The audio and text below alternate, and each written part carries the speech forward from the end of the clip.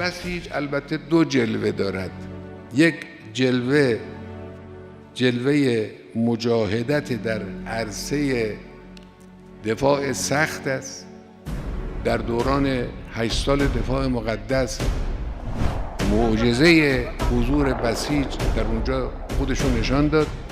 مجموعه های نظامی ما دلگرمیشون به حضور بسیجی ها بود در میدان نبرد. بعد از اون هم در موارد گوناگون در کشور هر حادثه‌ای پیش آمده بسیج در میدان دفاع سخت، دفاع نظامی حضور داشت.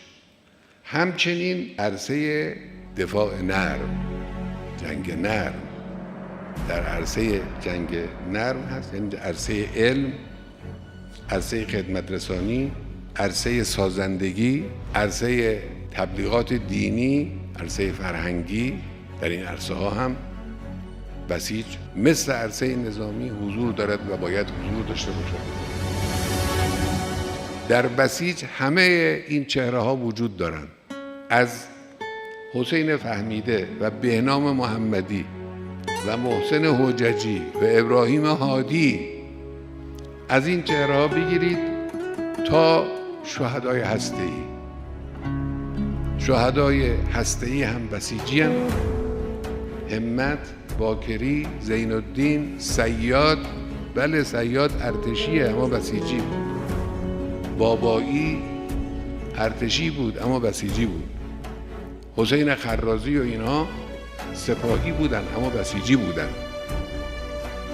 تا چمران و آوینی و کاظمی آشتیانی که سلولهای بنیادی رو برای ما به ارمغان آورد برای کشور، همونقدر بسیجی است.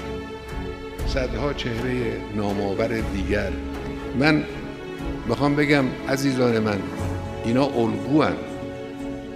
جوان در همه جای دنیا به الگو نیاز داره. اینا الگوی جوانان. این الگوها رو زنده کنید، اینها رو بازآفرینی کنید.